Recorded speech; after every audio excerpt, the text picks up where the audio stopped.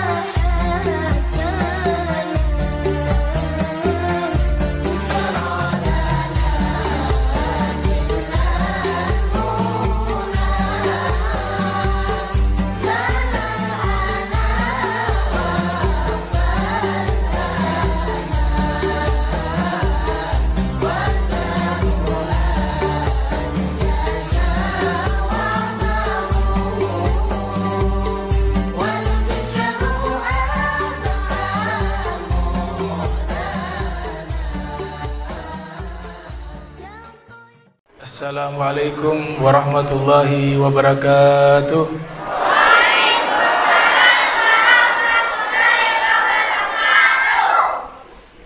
Alhamdulillah, innal hamdalillah nahmaduhu hamdan yaliqu bi jamalih wa nasta'inuhu isti'anatan bi kamalih wa nastahdihi hidayatan man aqarra bi 'azamatihi wa jalalih. Thumma nusalli wa nusallim ala sayyidina Muhammadin wa alihi, amma ba'du. Subhanaka la ilma lana illa ma 'allamtana innaka antal alimul hakim. Rabbi israh li sadri wa yassir li amri wahlul 'uqdatam min lisani yafqahu qawli wasaddid lisani wahdi qalbi bihaqqi sayyidina Muhammadin wa ala alihi wa sahbihi ajma'in, amma ba'd. Yang saya muliakan, saya hormati Ketua BKM Masjid Al-Islah Bapak Hasan, dan juga Bapak Lurah, Saudara Mirza bin Mukhtar, Bapak Ustadz Lukman dan Ustadz Harun. Mudah-mudahan Allah Ta'ala panjangkan umur beliau semuanya, diberikan sehat wal afiyah zahiran wa batinan, hissiyan wa ma'nawiyan. Al-Fatihah. Bismillahirrahmanirrahim. Dan juga kepada panitia yang sudah berusaha mengadakan acara Maulid Nabi sallallahu alaihi wasallam. Alhamdulillah, di malam yang mulia ini kita berkumpul di Masjid Al-Islah. Mudah-mudahan niat kita hadir di tempat ini yang tidak lain niatnya untuk memeriahkan Maulid Rasulullah sallallahu alaihi wasallam, kita dapat ganjaran di sisi Allah Subhanahu wa taala. Ini baik panitia sudah berusaha, tapi memang qadarullah ya, jadi jangan marah. Kita sudah berikhtiar melakukan yang terbaik. Dari sinilah kekuasaan Allah. Allah berkehendak, injak ya injak. Jadi akidah, kepercayaan kita, khususnya yang disebut dengan keyakinan ahli sunnah wal jamaah, Asy'ariyah wal Maturidiyah, punya keyakinan segala sesuatu mutlak dari kehendak Allah. Beda dengan Mu'tazilah, menyatakan kalau ada kesalahan yang disalahkan manusia. Secara utuh Allah tidak mengatur perbuatan manusia, tapi manusia sendiri yang melakukan kesalahan tersebut. Nah, namun di dalam akidah ahli sunnah wal jamaah diberikan sekian persen kita bisa memilih yang maslahat, tapi sisanya itu adalah aturan dan kehendak Allah subhanahu wa ta'ala. Jadi mudah-mudahan ini bisa terdengar ya, walaupun tidak jelas, tapi mudah-mudahan kita yang hadir di sini tidak ada yang rugi, karena Allah lihat niat kita, bukan hasilnya. Niat kita datang ke sini untuk memeriahkan maulid Nabi kita tercinta Sayyidina wa Maulana Muhammad sallallahu alaihi wasallam. Tema yang diangkat berbicara tentang pemuda. Bagaimana para pemuda meneladani sosok Nabi kita Sayyidina Muhammad sallallahu alaihi wasallam. Dan Nabi kita Muhammad sallallahu alaihi wasallam adalah teladan terbaik mulai dari anak-anak sampai beliau wafat. Makanya beda perayaan Maulid dengan haul. Haulnya wali itu apa? Di saat mereka meninggal baru diadakan. Tapi kalau Maulid di saat Nabi lahir diadakan perayaan tersebut. Kenapa berbeda? Karena kalau para ulama, para aulia yang diadakan haul kepada mereka, itu ketahuan baiknya mereka di saat mereka wafat. Kita ini belum tahu, di antara kita ini selama masih hidup kita belum berani mengatakan diri kita orang baik. Belum berani. Kenapa demikian? Karena innamal a'malu bi khawatimiha. Amalan dihitung bagian akhir. Terlihat orang itu baik tatkala wafatnya dalam keadaan baik. Bahasa yang digunakan husnul khatimah, ya, penutup yang baik. Maka diadakan haul itu, perayaannya setahun sekali mengikuti hari wafatnya ulama tersebut, atau wali tersebut, atau aulia tersebut, atau kaum salihin. Berbeda dengan Nabi kita Muhammad sallallahu alaihi wasallam, diadakan di saat beliau lahir, karena dari lahirnya sampai wafatnya semuanya teladan, semuanya kebaikan, semuanya adalah perbuatan yang patut kita contoh. Tidak ada cacat dari kecil beliau sampai wafatnya beliau. Rasul sallallahu alaihi wasallam menyampaikan di dalam firman Allah lewat lisan beliau, wa ma yantiqu anil hawa in huwa illa wahyun yuha. Di dalam Al-Quran Allah ceritakan bagaimana peran pemuda. Pemuda di dalam bahasa Al-Quran disebut dengan fatah. Bentuk jamaknya fityan. Innahum fityatun amanu birabbihim wa zidnahum huda. Jadi bentuk mufradnya fatan, bentuk jamaknya fityatun. Di dalam Al-Quran disebut dengan kata fatan atau fityatun. Allah mengulang-ulang sebanyak 7 kali dalam Al-Quran. Jadi kata pemuda itu Allah sebutkan sebanyak 7 kali di dalam Al-Quran. Seperti di surat Al-Kahfi yang banyak menceritakan kisah-kisah para pemuda. Kita kenal Ashabul Kahfi itu pemuda, 7 orang pemuda yang soleh. Kita kenal juga di dalam surat Al-Kahfi muridnya Nabi Musa seorang pemuda. Wa iz qala Musa li fatahu la abrahu hatta ablugal majma'al bahrain aw amdi hukaba. Ketika Nabi Musa berkata kepada muridnya yang pemuda, muridnya yang seorang pemuda, aku tidak akan berhenti berjalan hingga aku bisa mencapai tempat bertemunya 2 lautan, atau aku berjalan berabad-abad asalkan aku bisa sampai di tempat tersebut. Siapa pemuda tersebut yang disebut di dalam Al-Quran ketika Nabi Musa berdialog dengan pemuda itu? Disebutkan dalam kitab tafsir Mafatihul Ghaib karya Al-Imam Fakhruddin Ar-Razi yang lahir tahun 544 Hijriah, wafat 606 Hijriah. Pemuda tersebut bernama Yusha bin Nun, yang tidak lain juga seorang nabi. Seorang pemuda, Yusha bin Nun.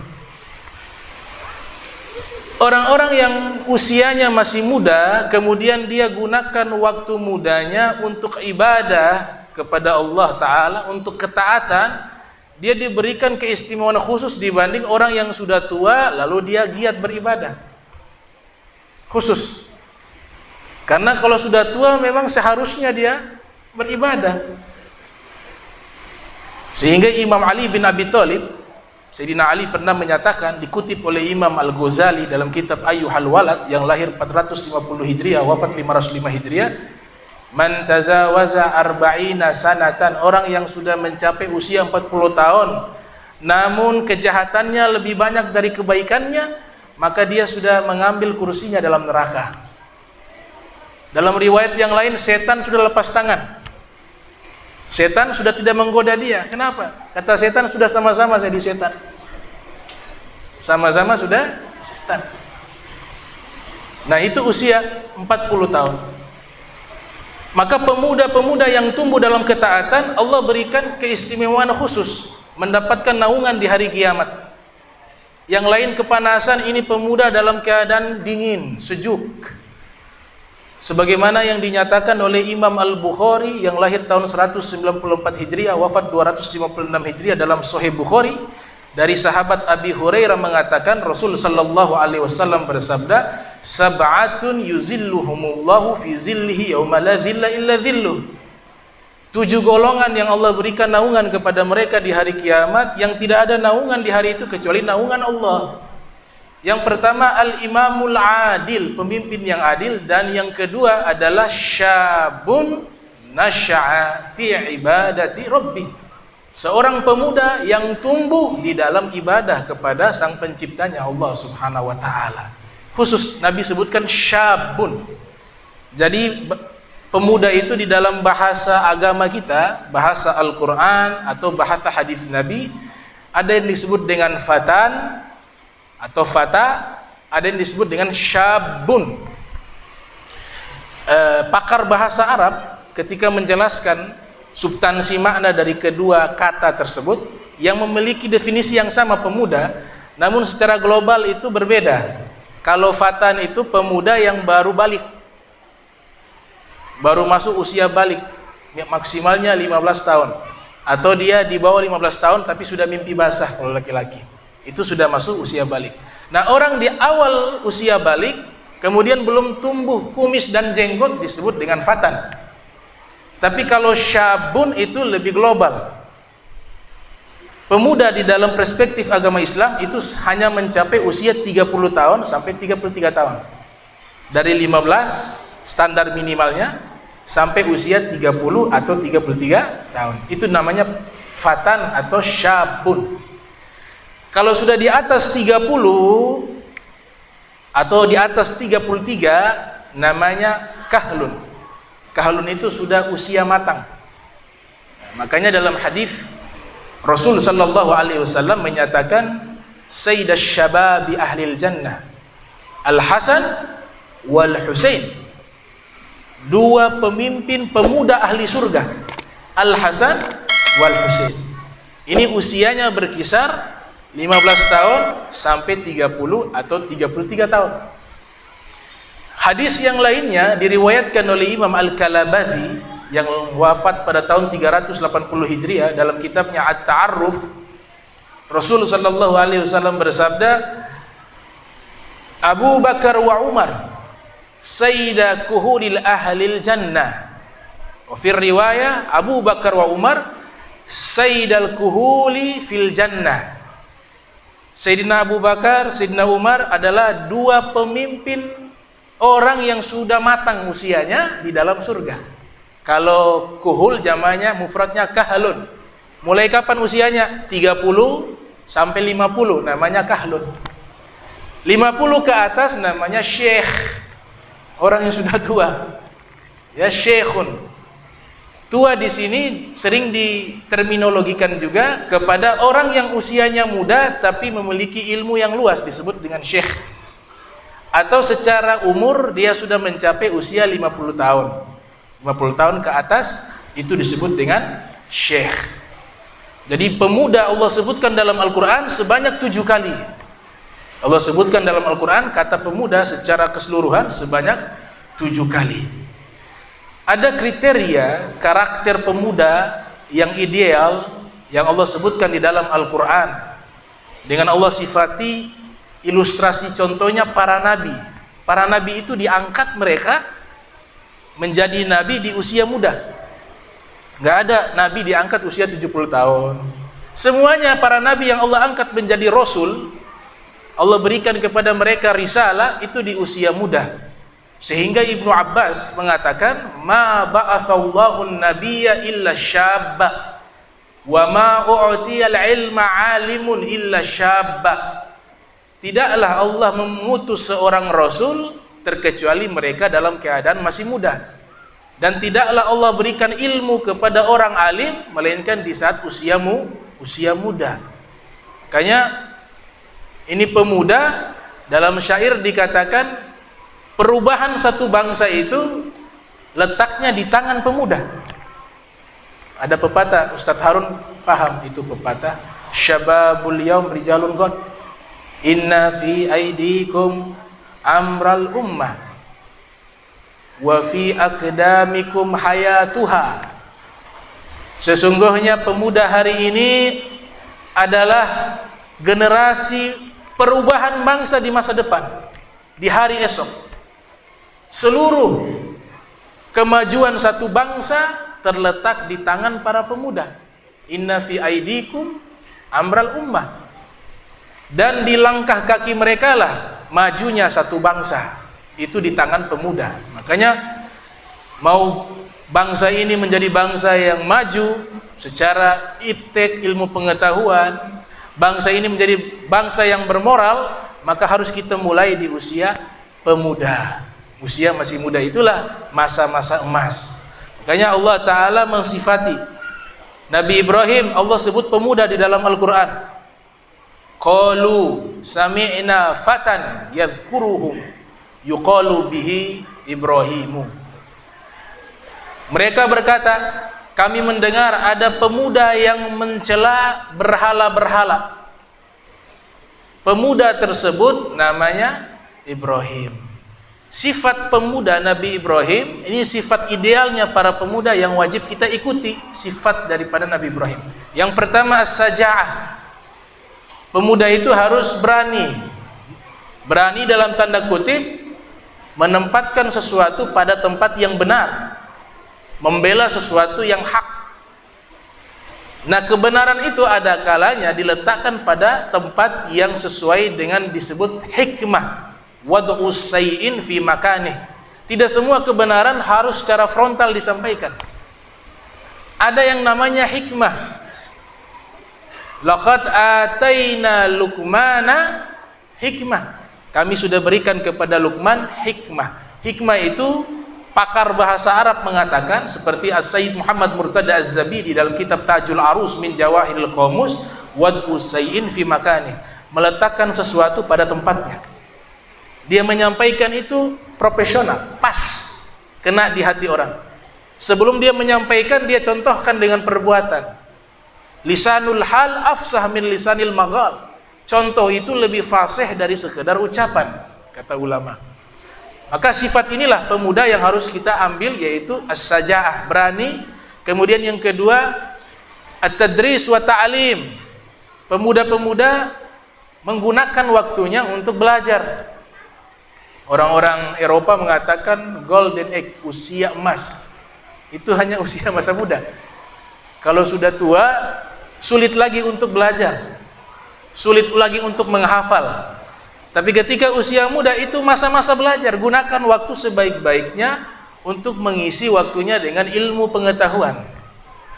Imam Syafi'i dalam syairnya menyatakan, Man lam yadhuk dhulla ta'allumi sa'atan tajarra'a dhulla dhahli tula hayatihi wa man fata ta'limu waqta syababihi fakabbir alaihi arba'an liwafatihi.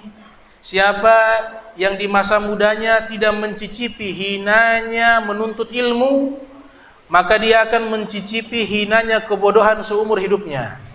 Siapa yang di masa mudanya dia membuang waktunya tidak digunakan untuk belajar, maka takbir kepadanya 4 kali karena dia sudah mati.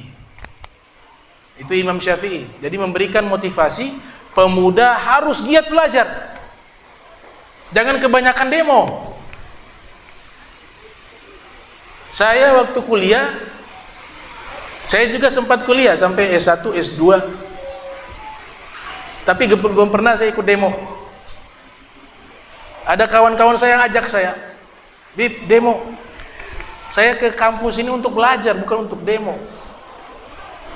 Itu. Jadi gunakan waktu untuk belajar, prioritas. Habib Zain bin Smith membagi umurnya 3. Habib Zain bin Smith membagi umurnya 3. 20 tahun pertama gunakan untuk belajar. Jadi belajar ilmu agama gak instan, harus puluhan tahun. 20 tahun, 15 tahun, paling sedikit 10 tahun. Habib Zain mengatakan 20 tahun, wahai pemuda, gunakan waktumu, prioritasnya adalah belajar, jangan yang lain dulu. Yang lain sekedarnya, tapi utama ini, belajar. Nanti 20 tahun berikutnya, mengajar, dakwah, sampaikan ilmu yang dia telah dapat selama 20 tahun. 20 tahun berikutnya, gunakan untuk ibadah, karena sudah dekat dengan waktu berpisah dengan alam dunia, pindah ke alam barzah. Itu pembagian umur yang diatur oleh Al-Habib Zain bin Smith rahimahumullah. Mata Allah Ta'ala fi tuli hayatihi wa ulumi wa umrih. Sifat kedua yang Allah contohkan pemuda yang memiliki karakter yang ideal, yaitu sifatnya Nabi Yusuf. Ya, Nabi Yusuf dalam tafsir disebutkan diangkat menjadi nabi masih anak-anak, usianya masih muda. Sifat yang perlu kita ambil daripada sifatnya Nabi Yusuf sebagai seorang pemuda, itu punya akhlak yang mulia. Nabi Yusuf pernah diajak berzina, beliau mengatakan, qala ma'adzallah, saya berlindung kepada Allah, innahu rabbi ahsana mathwa, sesungguhnya tuanku yang mengasuh saya, karena ini istrinya yang menggoda, yang mengasuh suaminya, suami dari istri ini. Dalam tafsir, sebagian ulama tafsir menamakan Zulaikha. Nah, suaminya ini mengasuh Nabi Yusuf. Nabi Yusuf punya akhlak baik. Ketika mau digoda, ia katakan, saya berlindung kepada Allah, ini suamimu adalah tuanku, dia berbuat baik padaku, tidak pantas saya khianati. Innahu la yuflihu zalimun, sesungguhnya orang-orang zalim tidak akan pernah sukses, kata Nabi Yusuf. Orang-orang zalim tidak akan pernah sukses. Nabi Yusuf sebenarnya menghindar daripada perbuatan tersebut bukan hanya sekedar balas budi kepada tuannya, tapi juga karena kekuatan iman. Dia digoda oleh wanita cantik ini, dia mampu melawannya karena rasa takut kepada Allah Subhanahu wa ta'ala. Jadi pemuda yang baik, dia harus punya rasa takut kepada Allah, harus punya rasa takut kepada Allah, dan punya akhlak yang terpuji, akhlak yang baik. Karakter ketiga yang Allah sebutkan pemuda yang luar biasa dalam Al-Quran, Nabi Ismail. Falamma balagha ma'ahu sa'ya qala ya bunayya inni ara fil manami anni azbahuk fanzur madza tara qala ya abati if'al ma tu'mar satajiduni insyaallahu minas sabirin. Karakter Nabi Ismail sabar, tidak mudah marah, kemudian ikhlas, mukhlis. Perintah Allah dilaksanakan, dan ini perintah yang berat. Falamma balagha ma'ahu sa'ya, tatkala beliau sudah mencapai usia remaja, usia balik, Nabi Ibrahim datang mengatakan, wahai anakku, aku melihat dalam mimpi aku menyembelihmu. Nabi Ismail paham ini perintah Allah, karena ru'yal anbiya wahyun, mimpinya para nabi wahyu. Kesabaran, keteguhan di dalam melaksanakan perintah Allah ditunjukkan oleh Nabi Ismail sebagai sosok pemuda ideal. Ia mengatakan, wahai ayahku, if'al ma tu'mar, laksanakan apa yang diperintahkan. Kau akan dapati saya termasuk orang-orang yang bersabar. Nah, ini sifat pemuda yang ideal, harus memiliki kesabaran. Seperti sabar ini, ceramah, mic begini, sabar. Jangan marah. Qadarullah. Jadi jangan nanti marah ke panitia, kasihan, ya. Gak boleh. Gak boleh marah kepada panitia. Tidak sengaja itu keinjak. Tadinya tidak begini, bagus ya Pak ya. Sudah disediakan, cuma memang karena namanya masaib dalam bahasa Al-Qur'an, tertimpa musibah, keinjak itu. Nah, ini pemuda-pemuda harus punya sifat sabar. Ada satu maqalah yang luar biasa. Innamas sabru as-sabru fi sabr. Innamas sabru sabrun fi sabri. Hakikat sabar, dia bersabar di dalam sabar. Hakikat sabar, dia bersabar di dalam sabar. Tapi jangan pernah doa minta sabar. Kalau kita doa minta sabar, kita siap diuji oleh Allah. Nabi tidak pernah mengajarkan kepada kita berdoa dengan doa-doa yang tidak baik. Tidak pernah Nabi ajarkan. Di antaranya doa yang tidak baik, minta sabar. Kalau minta sabar, pasti diuji dulu. Kita minta sabar berarti kita meminta ujian dari Allah. Nabi ajarkan kalau minta yang enak, kata Rasul. Iza sa'altumullahal jannata fas'aluhul firdausal a'la. Kalau mau minta surga, mintalah surga yang paling tertinggi, surga Firdaus. Nabi ajarkan dia doa, baca doa, Rabbana atina fid dunya hasanah wa fil akhirati hasanah wa qina adzabannar. Kebaikan di dunia, kebaikan di akhirat, dan dijauhkan dari api neraka. Tidak pernah Nabi ajarkan kepada umatnya doa yang tidak enak, tidak pernah. Makanya ada satu doa yang memang sudah tersebar di beberapa buku. Allahumma adkhilni jannata hisaban yasira. Ya Allah, masukkan saya ke dalam surga dengan hisab yang ringan. Nah, ini doa juga tidak baik doa ini. Kenapa? Artinya kita minta dihisab sama Allah. Walaupun hisab itu ringan. Di hari kiamat tidak ada hisab yang ringan, semua hisab berat. Kenapa tidak minta yang enak saja? Allahumma adkhilni jannata bighairi hisab. Ada opsi kedua. Ya Allah, masukkan saya ke dalam surga tanpa hisab. Itu lebih enak. Jadi tidak semua buku kita langsung dapat doanya langsung baca, harus tanya kepada ahli ilmu. Bahaya kalau diamalkan terus-menerus, Allah ijabah, bahaya. Dan itu terjadi, saudara-saudara sekalian, terjadi. Al-Hafiz Ibnu Katsir yang lahir tahun 700 Hijriah, wafat 774 Hijriah, menceritakan dalam tafsirnya Al-Quran Al-Azim, ada seorang sahabat itu dia sakit secara tiba-tiba, seluruh dagingnya yang ada di tubuhnya habis. Hanya tersisa kulit sama tulang. Rasul sallallahu alaihi wasallam menjenguk sahabat tersebut. Nabi melihat ini penyakitnya tidak biasa. Kemudian Nabi bertanya, engkau doa apa selepas sholat 5 waktu? Nabi tanya doa, karena Nabi tahu nih, pasti kesalahannya dalam berdoa. Dia katakan, saya sering berdoa ya Rasulullah selepas sholat 5 waktu.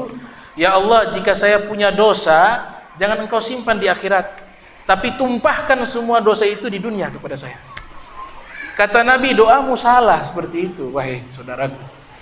Tidak ada yang sanggup menahan azab dari Allah, apalagi dosa kemudian Allah tumpahkan di dunia. Tidak ada satupun hamba yang sanggup menahannya. Tapi berdoalah, minta kepada Allah kebaikan di dunia, kebaikan di akhirat, dan dijauhkan dari api neraka. Itu sudah selesai. Jadi doa harus hati-hati. Jangan sampai kita salah baca. Kita rutinkan, tahu-taunya salah baca. Ini terjadi. Ada ibu-ibu datang ke rumah saya dengan saudaranya. Datang mengeluh setiap malam ada yang bisikin telinganya. Tidak bisa tidur. Sampai berbulan-bulan tidak bisa tidur. Mau tidur ada suara bisikan. Pertama kali saya lihat matanya, tahu nih mata orang yang kemasukan jin. Mata merah. Wanita, kasihan. Saya bertanya kepada wanita tersebut, ada amalan yang biasa dibaca? Ada, Habib. Bahasa Arab. Pakai bahasa Arab, dapat dari teman. Saya bilang tidak semua bahasa Arab isinya baik, doa. Ada juga mantra bahasa Arab. Mantra bahasa Arab ada.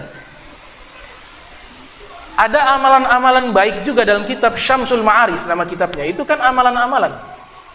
Dicampur bahasa Ibrani, dicampur dengan bahasa Al-Quran, dicampur dengan mantra. Mantra yang sifatnya baik dalam kitab Syamsul Ma'arif. Tapi ada mantra-mantra bahasa Arab itu mengundang jin. Saya minta dibawakan bukunya.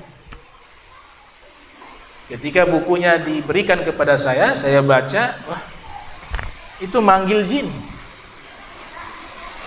Itu kalau diartikan ke dalam bahasa Indonesia, wahai jin fulan bin fulan, datanglah kepadaku. Wahai datanglah kepada saya, mohon datanglah kepadaku. Disebutkan nama-nama iblis satu persatu menggunakan bahasa Arab. Kenapa kesalahan ini terjadi? Karena pertama gak paham bahasa Arab. Gak paham bahasa Arab. Makanya anak-anak yang masih kecil, ibu-ibu masukkan ke pesantren atau cari tempat kursus bahasa Arab agar anak-anak paham bahasa Arab. Bahasa Inggris nomor 2, bahasa Arab nomor 1. Bahasa Arab dulu dikuasai, baru bahasa Inggris. Mempelajari bahasa asing itu hukumnya dianjurkan dalam agama. Tidak dilarang, bahkan Nabi menganjurkan. Karena ada sahabat namanya Zaid bin Thabit, diceritakan dalam kitab Syiarul A'lamin Nubala, karya Imam Zahabi, yang lahir 673 Hijriah, wafat 748 Hijriah. Nabi perintahkan Zaid bin Thabit yang waktu itu masih muda, usia sekitar belasan tahun, untuk belajar bahasa Ibrani, bahasa Suryani. Itu kan bahasa asing. Nabi perintahkan belajar. Dalam waktu 15 hari beliau bisa tuh. Insya Allah kita bisa bahasa Inggris, bahasa Arab 15 hari, insya Allah bisa. Bisanya dalam mimpi ya. Gak ada itu belajar cepat bahasa Arab 24 jam langsung bisa. Gak ada. Bohong itu. Gak bisa. Itu buat jualan. Makanya penjual harus jujur. Belajar cepat bahasa Arab 5 tahun. Nah itu jujur. Bahasa Arab gak ada yang bisa satu hari 24 jam, kan berarti 1 hari. Gak ada yang bisa belajar bahasa Arab, ilmu nahunya, ilmu sorofnya, balaghahnya, mufradatnya, i'rabnya, kemudian muhawarahnya, percakapannya, kemudian qiraatul kutub, membaca kitabnya. Itu butuh bertahun-tahun. Kok ada buku 24 jam bisa lancar, pakai lancar lagi, bisa lancar berbahasa Arab? Itu tidak mungkin. Sama bahasa Inggris juga tidak mungkin 1 hari.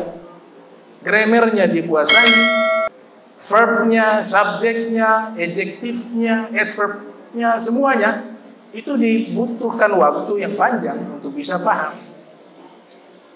Ini kebetulan guru bahasa Inggris saya ada, Mr. Malik. Saya belajar grammar ke beliau.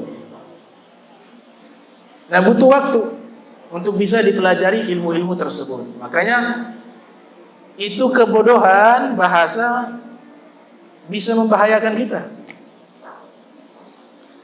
Ada yang lucu. Saya punya, gak usah sebut namanya, nanti malu orangnya. Fulan bin Fulan. Pergi ke Surabaya. Ada satu masjid itu khutbah Jumatnya dari awal sampai akhir pakai bahasa Arab. Nah ini Fulan bin Fulan tidak paham bahasa Arab, duduk di depan. Ketika khotib sedang berkhutbah, dia menundukkan kepala ke bawah sambil mengangkat kedua tangan, dipikir doa. Amin, amin, amin. Dia khutbah. Akhirnya dia tidak sadar, lama juga nih doa. Dia lihat ternyata tidak ada seorang pun yang mengangkat kedua tangan. Ada bapak-bapak mengatakan, wahai pemuda, itu tadi bukan doa, itu khutbah. Jadi dipikir itu adalah doa. Kalau bisa bahasa Arab membantu kita juga melaksanakan sunnah Nabi dalam doa. Ada sunnah Nabi dalam doa yang harus kita bisa bahasa Arab baru bisa melakukan sunnah itu. Apa itu? Ini mazhab Syafi'i mensunnahkan. Makanya ajib kalau ada yang mengatakan itu bid'ah atau tidak ada dasar, berarti dia belum memahami itu mazhab Syafi'i dengan utuh atau hadis Nabi Muhammad SAW. Jadi kalau doa minta rahmat, tangan kita dibentangkan seperti ini menghadap ke langit. Doa tidak ada meletakkan di bawah. Itu tidak ada karena sunnah doa raf'ul yadain, mengangkat kedua tangan. Kalau begini gak angkat, itu gak disunnahkan. Jadi tidak ada doa di atas ini, tidak ada. Atas paha tidak ada. Harus ada angkat. Angkatnya seukuran bagaimana, wahai Habib? Bebas, yang penting angkat. Bisa begini, bisa ke atas, bisa sejajar, bisa digabungkan, gak ada masalah. Yang penting raf'ul yadain. Ketika minta rahmat, ya kita menghadapkan begini. Imam Ibnu Hajar Asqalani dalam kitab Fathul Bari yang lahir tahun 773 Hijriah, wafat 852 Hijriah mengatakan, kenapa ketika doa tangan kita dihadapkan ke langit? Karena as-sama qiblatud doa, karena langit kiblatnya doa, bukan tempatnya Allah. Akidah Asy'ari membantah pemahaman Mujassimah, orang yang sesat di dalam mensifati Allah layaknya makhluk, menyatakan Allah di langit. Allah di langit, enggak. Kalau Allah di langit, ayat lain terbantahkan. Dalam ayat yang lain, la tahzan innallaha ma'ana, jangan sedih, sesungguhnya Allah bersama kami. Ini ayat turun ketika Rasulullah dan Sayyidina Abu Bakar di dalam goa, namanya Goa Sur. Berarti Allah di dalam goa. Karena Nabi menyampaikan firman Allah, jangan bersedih, sesungguhnya Allah bersama kami. Allah dalam goa. Ayat yang lain, Allah di urat nadi. Nahnu agrabu ilaikum min hablil warid. Kami lebih dekat kepada kalian dari urat leher kalian. Hadis, Allah ada di tempat sujud. Nabi katakan, paling dekatnya seorang hamba wa huwa sajid aqrabu makana aqrabu abdu inda rabbih wa huwa sajid fa aktsiru du'a fi. Rasul mengatakan paling dekatnya seorang hamba dengan Allah tatkala dia sujud, maka perbanyaklah sujud, doa di dalam sujud. Berarti Allah ada dalam goa, Allah ada di sejadah, Allah ada di urat leher, Allah juga ada turun di waktu sepertiga malam, gak naik-naik. Hadis mengatakan yanzilullah, Allah turun dari langit bumi sepertiga malam ke dunia. Tidak naik-naik karena sepertiga malam di setiap waktu itu berbeda, setiap tempat berbeda. Maka di sini dinyatakan oleh para ulama ahli sunnah wal jamaah, al-makanah laisal makan. Yang dimaksudkan Allah dekat dengan hamba bukan tempat tapi pangkat. Yang dimaksudkan tangan di atas ketika membaca kalimat la ilaha illallah itu menunjukkan bukan Allah di atas langit, tapi Allah maha tinggi. Karena Allah tidak butuh tempat. Kalau Allah bertempat, yang benar di mana? Di goa atau di langit atau di urat nadi atau di tempat sujud? Maka di sini dibutuhkan takwil, pemahaman yang ditakwilkan oleh para ulama bahwa Allah ilmunya itu yang ditakwilkan itu ilmunya dekat. Tahu kalian melakukan apa, Allah tahu. Jadi ilmunya Allah, bukan zatnya Allah. Nah, ini masalah akidah. Jadi bahasa Arab kita berdoa tadi membantu kita melaksanakan sunnah Nabi. Ya. Ketika ada doa yang sifatnya menghindar bala, azab, musibah, tangannya dibalikkan. Yang ini di bagian bawah, ini di atas. Itu sunnah. Sunnah. Akan tetapi dilakukan di luar sholat. Di saat kunut dalam sholat tidak disunahkan itu. Hanya di luar sholat. Dari mana dia bisa amalkan ini? Pengetahuan bahasa Arab. Cuma biasanya ada yang tidak paham bahasa Arab, insya Allah ini masih bisa dilaksanakan. Kan dengar nar, sudah nar. Ya. Atau azab, atau fitnah, atau musibah. Ini kan biasa sudah terhafal di memori orang. Sudah. Gitu. Tapi kalau doanya panjang lebar, nah itu susah itu. Ini begini atau begini. Nah, rahmat begini, azab begini. Tahunya dari mana? Bahasa Arab. Bahasa Arab juga membantu kita memahami bacaan Al-Quran. Itu yang paling penting. Membantu khusyuk. Kita sholat, baca ayat, tahu artinya. Oh, ini tentang azab. Kita rasa. Ya, makanya Rasul ketika ayat-ayat azab minta perlindungan. Ada ayat-ayat yang menginformasikan rahmat, Nabi meminta dalam sholat. Membantu khusyuk, tahu arti. Kemudian pemuda yang keempat, sifat yang perlu kita ikuti, Ashabul Kahfi. Ashabul Kahfi, Allah sifati mereka ada 7 orang. Innahum fityatun amanu bi rabbihim wazidnahum huda. Am hasibta anna ashabal kahfi warraqimi kanu min ayatina adaba idh awal fityatu ilal kahfi faqalu rabbana atina min ladunka rahmatan wa hayyi' lana min amrina rasyada. Ini Allah ceritakan pemuda-pemuda. Sayyidina Ali menceritakan ini pemuda di Urdun. Sekarang namanya Jordania. Goanya di situ. Kahfun. Makanya namanya surat Al-Kahfi. Surat Goa. Kenapa dinamakan surat Goa? Kata Syekh Abdul Baqi dalam kitabnya Al-Mu'jam Mufakhras Al-Fadhil Quran, karena surat tersebut mukaddimahnya, prolognya itu membahas pemuda-pemuda yang tidur di dalam goa beratus-ratus tahun, 300 tahun lebih. Apa bedanya kahfun dengan gorun? Kahfun artinya goa juga, gorun artinya goa. Kalau Nabi kan disebutkan ya ta'abbadu fi gori Hira, bukan kahfi Hira. Fi gori Hira. Ala dini jaddihi Ibrahim, di atas agama kakeknya Nabi Ibrahim. Kalau gorun itu goanya kecil, hanya himpitan batu. Makanya kalau sudah umroh atau yang melaksanakan ibadah haji, yang sudah ziarah ke Gua Hira, dia bisa tahu itu goanya kecil. Tapi kalau kahfun goanya besar. Itu bedanya secara lugah. Gorun wa kahfun. Ashabul Kahfi punya karakter yang Allah sifati at-ta'awun fil khair. 7 orang ini saling tolong menolong dalam kebaikan. Makanya pemuda-pemuda harus punya komunitas.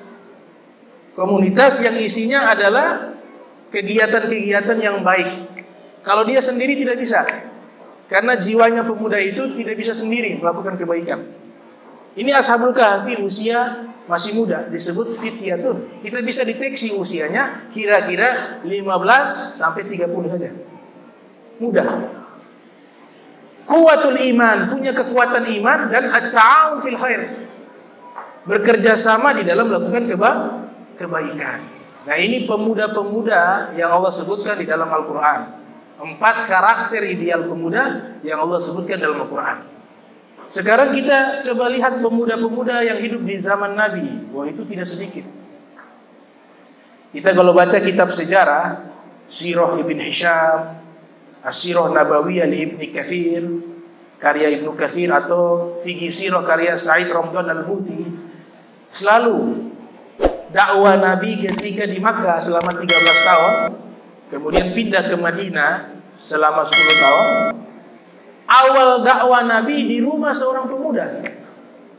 Kita kenal dengan Darul Arqam. Darul Arqam. Itu adalah institusi dakwah dan pendidikan Islam pertama dalam sejarah Islam.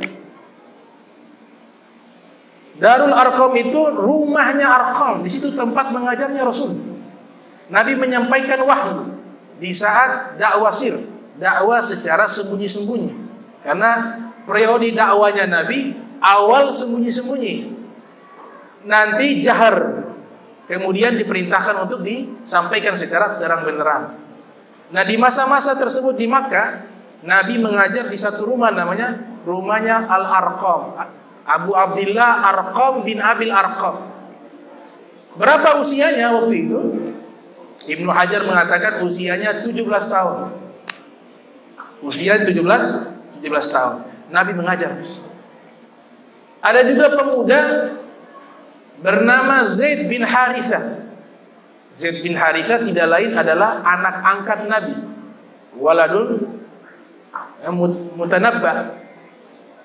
Anak angkat. Dulunya namanya Zaid bin Muhammad. Turun ayat melarang kalau bukan anak kandung tidak boleh nisbat binnya kepada ayahnya. Harus biologis. Turun ayat tuh, makana Muhammadun aba ahadim min rijalikum walakin Rasulullah wa khataman nabiyyin wa kana Allah bikulli syai'in alima. Nabi Muhammad itu bukan bapak seorang di antara kalian. Ini sebenarnya ceritanya kepada Zaid bin Harithah. Ya, Zaid bin Harithah. Akan tetapi beliau Rasulullah.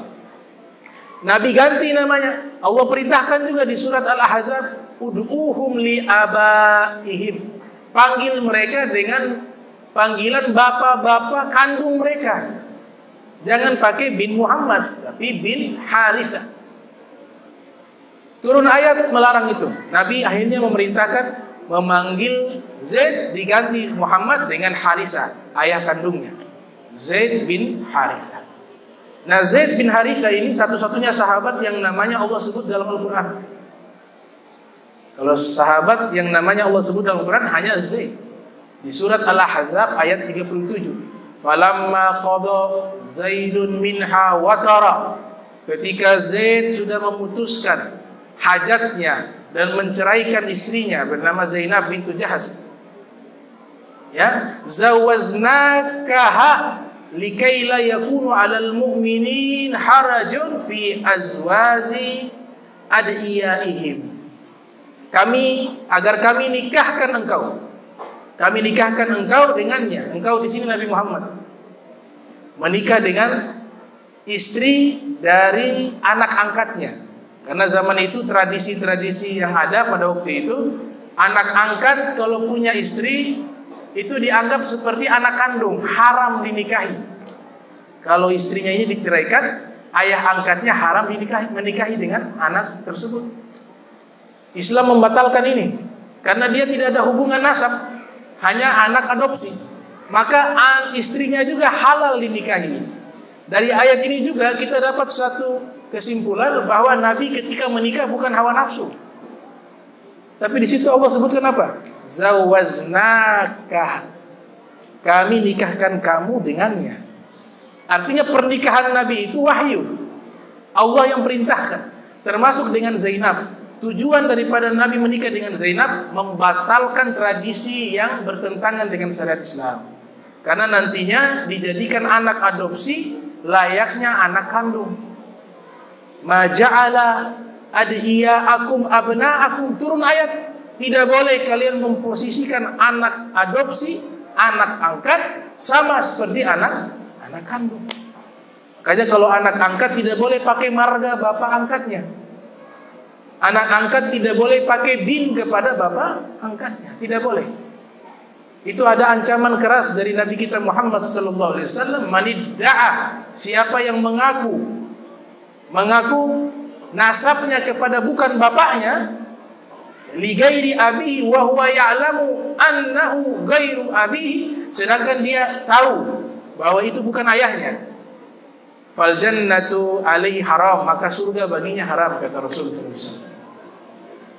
Nah, ini pemuda kedua yang hebat di masa Islam yaitu Imam Ali bin Abi Thalib. Nabi katakan la fata ila Ali wala saifa illa Zulfiqar. Tidak ada pemuda yang hebat seperti Ali. Tidak ada pedang yang hebat seperti pedang Zulfiqar. Sayyidina Ali pemuda yang hebat. Tidak ada cacat. Dari sebelum balik sampai meninggal dunia gak ada itu noda dalam sejarahnya. Ahli ilmu, Sayyidina Ali mengatakan, saya diajarkan oleh Nabi 1000 ilmu, dan di setiap satu ilmu ada 1000 cabang ilmu. Kemudian Sayyidina Ali mengatakan, saya adalah titik di bawah huruf ba. Huruf ba, di bawahnya titik, itu saya. Maknanya apa? Al-Quran ini ilmunya Imam Ali. Yang membuat titik dalam Al-Quran siapa? Abu Aswad Ad-Du'ali. Abu Aswad Ad-Du'ali siapa? Muridnya Imam Ali. Dari mana ia bisa membuat ilmu, memberikan titik dalam Al-Quran? Dari gurunya Sayyidina Ali bin Abi Thalib. Harokat, fathah, dhamma, kasro, sukun di dalam Al-Quran dari siapa? Sebagian ulama mengatakan Khalil Al-Farahidi. Dari mana ia dapat ilmu ini? Bersanad, bersambung kepada Imam Ali bin Abi Thalib. Maka ini yang dimaksud oleh Rasulullah, ana madinatul ilmi wa aliyun babuha. Saya kotanya ilmu, Ali gerbangnya ilmu. Riwayat yang lain Nabi katakan, ana darul hikmah wa aliyun babuha. Saya rumahnya hikmah, pintunya adalah Ali bin Abi Thalib, kata Rasulullah SAW. Ini pemuda yang hebat. Al-Imam Ali bin Abi Thalib karramallahu wajhah. Kemudian Nabi kita Muhammad sallallahu alaihi wasallam juga memberikan teladan bagaimana di masa muda beliau habiskan berbisnis. Beliau berbisnis. Ada kitab. Nah, biasa di pesantren biasanya pelajari kitab ini, Nurul Yakin, Khulasatul Nurul Yakin. Nah, ringkasan sejarah Nabi. As-Sirah Nabawiyah, ringkasan kitab itu termasuk kitab yang sangat ringkas tapi global pembahasannya. Ada khulasahnya menyatakan, waqad ulida Rasulullah SAW, Nabi dilahirkan di Makkah, di kota Makkah. Yaumal Itsnain, hari Senin. Tsani Ashar min Rabiul Awal, 12 Rabiul Awal. Wa kana waliduhu qad tufiya qabla wiladati. Dan ayahnya beliau sudah wafat sebelum beliau lahir ke dunia. Wa fi sadisati min umrihi tufiyat ummuhu bil abwa. Di saat usia beliau 8 tahun, ibunya wafat. Wa fi saminati min umrihi tufiya jadduhu. Di saat usia 8 tahun, kakeknya meninggal yang mengasuh. Wa fi tasi'ati min umrihi safar ma'a ammihi Abi Thalib ila Syam. Ketika usia beliau 9 tahun, beliau pergi ke Syam, dagang, berbisnis. Wa fi khamisati wa isri min umrihi safar fi tijaratin li Sayyidah Khadijah. Di usia 25 tahun, beliau pergi berdagang. Modalnya dari Sayyidah Khadijah. Usia 25 tahun, berbisnis, berdagang. Wa ba'da ruju'ihi bi syahrayn tazawwaza biha. Setelah kembali dari dagang 2 bulan setelahnya, Rasulullah menikah dengan Sayyidah Khadijah. Wa fi khamisati wa thalathin min umrihi ishtaraka ma'a Quraisyin fi bina'il Ka'bah.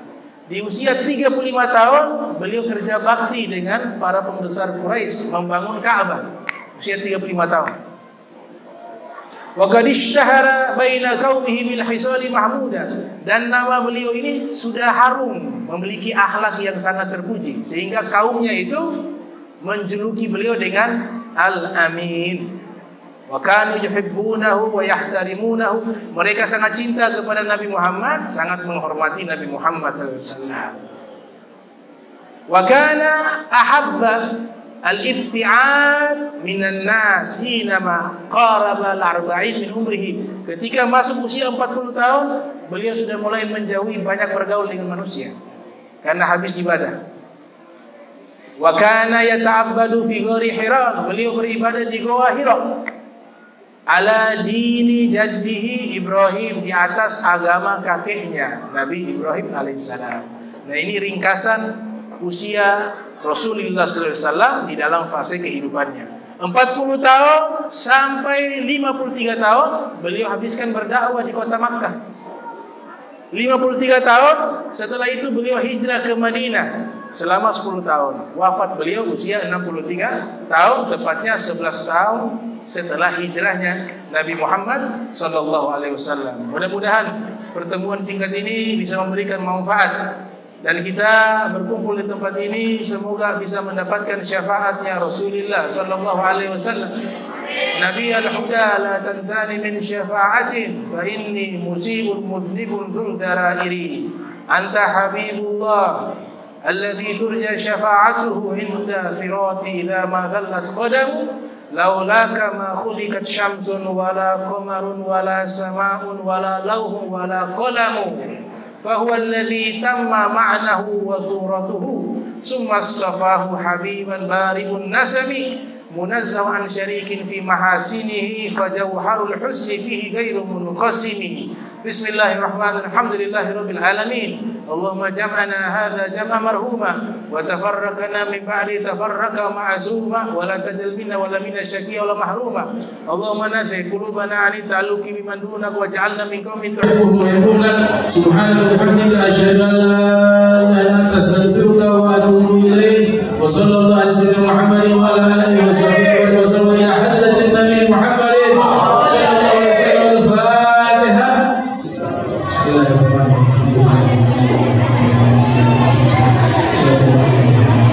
Subhanallah wa ta'ala fi masalah wa akhir da'wana alhamdulillahi rabbil alamin wa lafikum wassalamu alaikum warahmatullahi wabarakatuh.